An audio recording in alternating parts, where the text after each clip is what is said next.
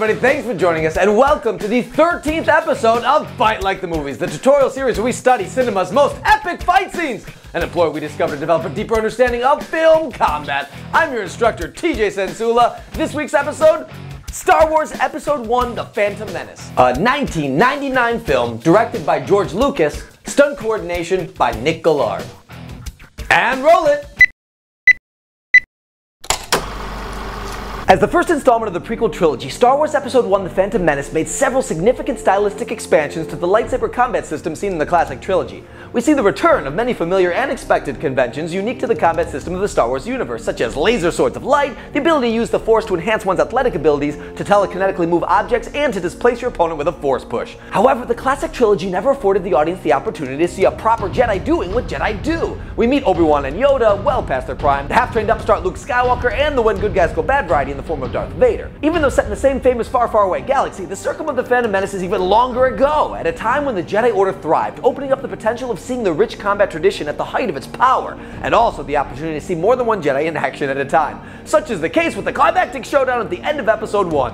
While Luke Skywalker in the classic trilogy demonstrated several Force-enhanced acrobatic techniques such as heightened jumping abilities and various flips, The Phantom Menace takes it to a new level. A young and spry Obi-Wan performs leaps so impressive they're just short of qualifying as the power of flight. Much the same and more can be said of Ray Park's Darth Maul. The action can unfold much more quickly than seen in previous lightsaber duels, not necessarily because the actors are moving faster, but rather because the attack potential is profoundly increased by Darth Maul's weapon design. While many of the techniques employed in its wielding resemble quarterstaff combat, there are a handful of notable differences. For example, the center of the weapon serves primarily as a grip, and potentially perhaps as a bludgeon, take that Qui-Gon, but is completely ineffective as a means of defense against another lightsaber.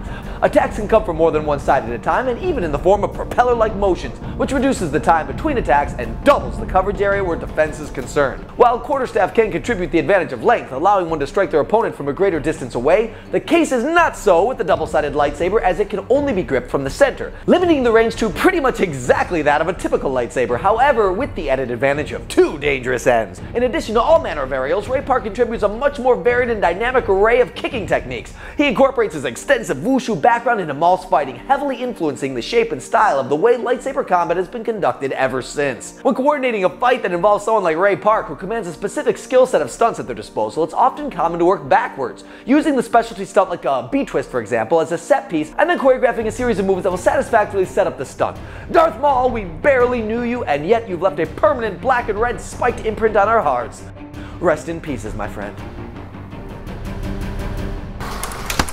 Time to meet the class.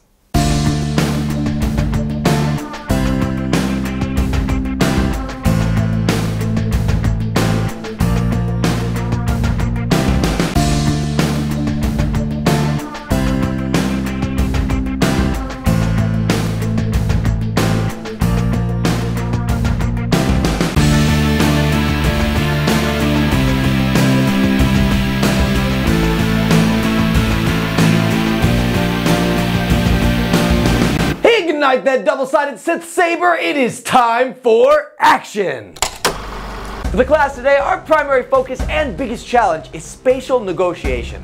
Not just where the bodies are in relationship to each other, but also the paths that the weapons cut so that they don't wind up whacking each other in the face. Triangles are our friends. When your bodies are in a triangular formation, then it allows the camera a lot of flexibility to really capture the vast majority of that action. The person who has the easiest job in this configuration is your Sith character, the double-bladed lightsaber guy. And it is because on every move, he has one or more actions. No breathing room, no time to wait. The trick is not the action itself. It's filling in the gaps when you don't really have any choreographed action. One character performs his move, and while the other character is doing their action, the next person is preparing or doing what we love to call an unnecessary Jedi spin. Not only is it super cool, enhanced by the fact that your sword is glowing and flashy, it also takes up time. In addition to all these super cool Jedi spins, we also have embellishments of the blade. We can cut cool paths, flipping and spinning them around. This helps when we're trying to keep the weapon out of the other person's face. So you have two Jedis who are fighting, converging on one target. To prevent them from hitting each other, they need to carve out very specific paths to keep the weapons from crossing along the lines of space that's occupied by another human's body. And that sometimes means doing some cool whirling action above your head. It keeps it safely out of the way, and it also looks pretty dynamic. When you position your weapon in a place where the camera can always see it, then there's that always looming threat of danger, suspense, or sustained action. And that's what we want to create for this. Lightsabers move quickly. When you have the Darth Maul blade, it moves that much more quickly because he's engaging with two people at the same time, and both of them can potentially attack simultaneously, or they can have more of a syncopated action. Both of those are going to give us a very textured sort of musical quality to our fight. So it's not just pounding out the same beat over and over again. We have something that's like,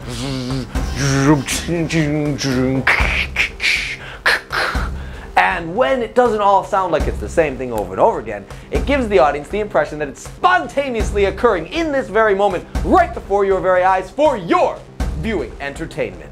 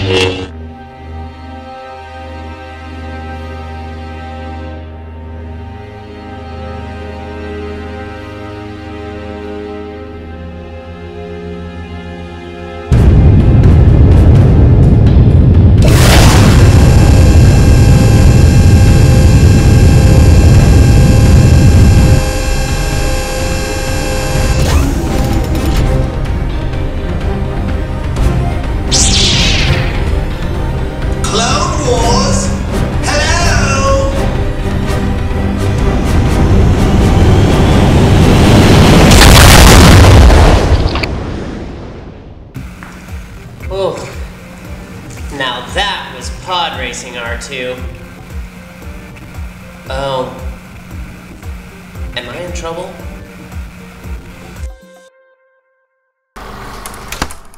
I want to extend my most heartfelt force thanks to Lou Wagner and Dustin Zanni for doing our, well, before-hour shoot this time, because we actually shot this before the class so that I would have enough time to do the 19 hours of straight rotoscoping. There, have some appreciation for your effects artists, guys. It takes some time.